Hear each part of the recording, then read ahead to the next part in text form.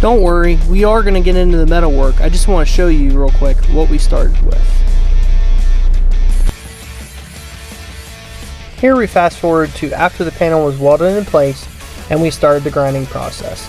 Be sure to only grind the welds. Do not grind the sheet metal, or at least as little as possible. It'll just make the metal thin and then it's potential risk of it cracking.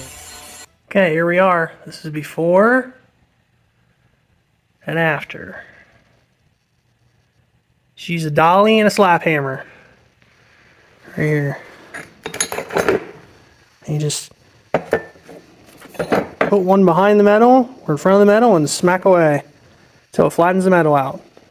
We're going to keep on going. We'll see where we end up. So I want to explain these tools a little bit for people that don't know what they are or what they're really used for. So this is a dolly. This is also a dolly. They have different edges on them, different contours, different radiuses for all the different types of panels that you may encounter or may come across. They're very useful. They're very hard metal. And basically what you do is you usually have that on one side of your panel, and then you either have a slapper hammer or a body hammer on the other side. The body hammers are good because they hit more of a surface, and they don't tend to mark the metal up quite as bad. If you have your hammer here tilted at an angle and you happen to hit the edge, it will leave a really nice mark. Where the slapper hammer, I don't seem to have as much trouble with making marks in it, in the panel that you're working on. But it covers more of a wide variety of the panel, and I think that's very helpful when you're trying to get everything smooth and flat. But those are the main tools that we're using with this work with the Fender right now. Getting a little more work done in this area. You can still see some of the weld, some of the creases, but it is so much better. All right, on this example here, I didn't weld this seam, but that's basically what the welds look like when you weld it. It bends the metal and it makes like a dip like this. And so then you have a crown back here, and then you have a like concave here. And so what you're trying to do is trying to flatten that out. So you'll take your dolly and you'll put it behind that, like so. And then you take your slapper hammer and like that. And then it'll flatten it out. And hopefully you don't hit your fingers like that. See how quickly it just flattened, made exactly the radius you needed. But that's how that is. It's hard to explain when you have the truck up there and the panel, and you're going, oh yeah, you put this behind here and you hit it here, but that's in a sense what you're doing. That's what you're trying to accomplish, and it flattens the panel and makes everything smooth. Yeah, hopefully that was helpful. And you can see here that we got some of it planished out. You can still see some of the welds. I'm just doing this kind of like for an experiment. I've done a little bit of planishing in the past, but never on a panel quite this big. So it's just practice, but it's coming out. I'm impressed. It's fun to learn a new technique and a new skill.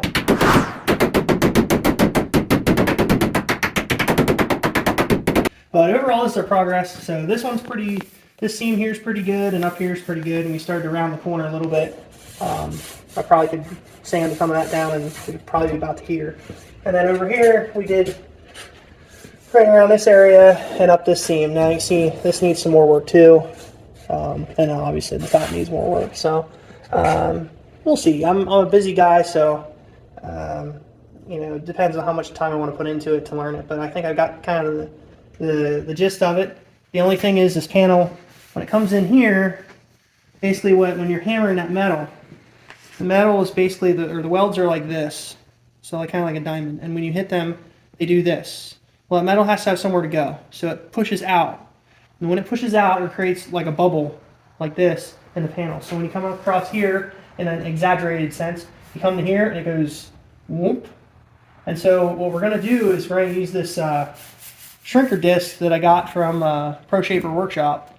You're into metalwork, that guy is an abundance of knowledge. Very, very skilled man. definitely recommend his channel. But I got this disc to see how that worked. But what it's supposed to do is supposed to heat up this area, and then as the metal cools, it'll shrink, and the molecules will tighten up. It'll go like that, so that it'll take that bump essentially out, and then it'll pull the metal together like that. So we're going to try that at least. If I don't get this perfected exactly, we're going to try that and see how it works out. Some of these like divots or whatever from the weld seams can be a little bit difficult to get out. So sometimes you have to take the back part of your body hammer right here on the back side and then hit it, and it'll push the metal out. And then you can hammer and dolly to flatten it out, just to get those tough ones out, because obviously you only have so much strength to smash it. If you had like a power hammer, you wouldn't have that problem. But even if you had a power hammer, it's kind of tough to get a power hammer up inside the bed between the fender well and here. I'm obviously still learning, so I'm sure there's some way that guys do that. I'm just not aware of it at the moment. So, but that's why I'm doing this, just to learn and figure these things out, and again, sharpen my skills. So, but yeah, we'll see where it goes.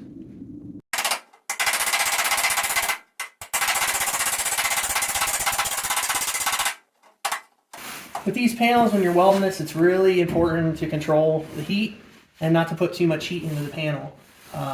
Another guy that I like and I watch and really enjoy his channel is Make It Custom, and he uses a little more heat when he MIG welds, and then he takes a nozzle from an air hose and cools it. So he'll zap it and then cool it, zap it and cool it, and just to control the heat so that there's less warpage in the panel.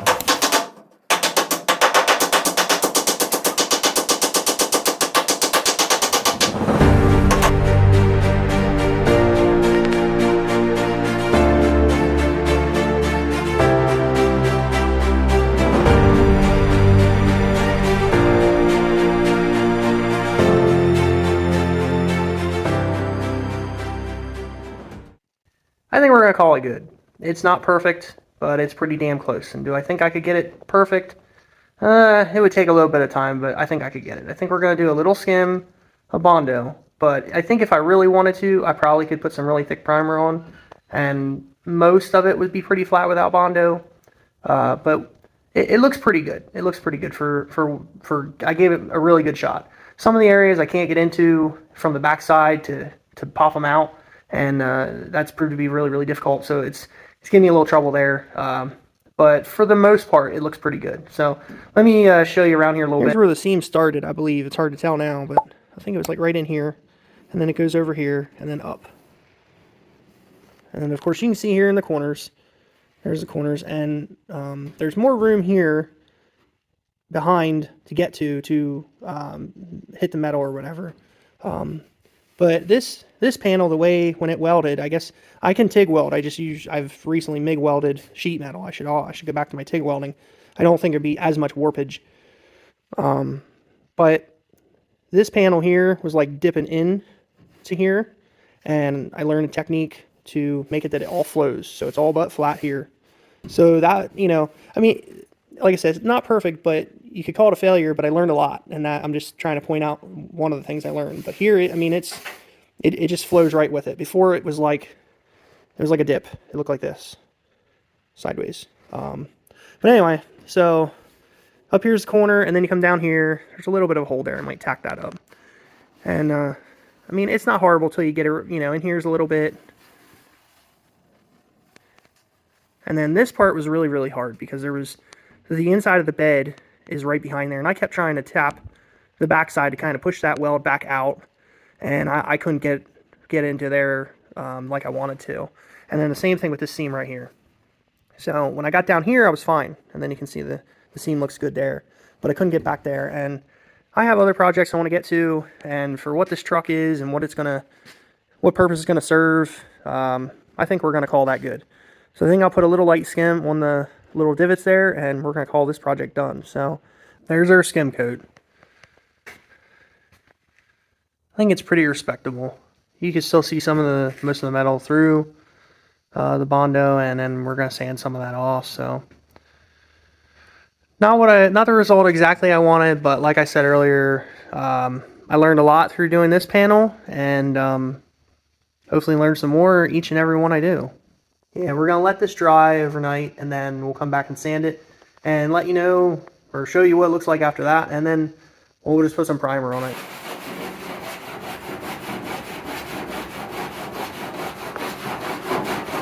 The Bondo's dry. We sanded everything down as flat and smooth as we could get it. And I said earlier in this video that this part here had a bulge. And it did have a bulge, and I was going to use a shrinking disc from ProShaper.com. Ray Shalene, I think, is the man's name. But we ended up not having to use it. And I want to explain what I did, what technique I used in order to not have to use that. Okay, so I want to explain how I fixed that panel that had the bulge. Instead of using the shrinking disc, I did something called hammer off of dolly.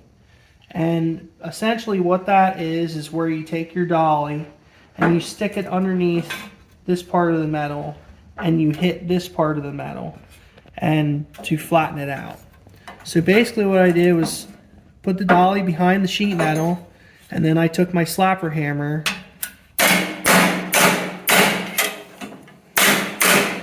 like that, and it flattens out the metal.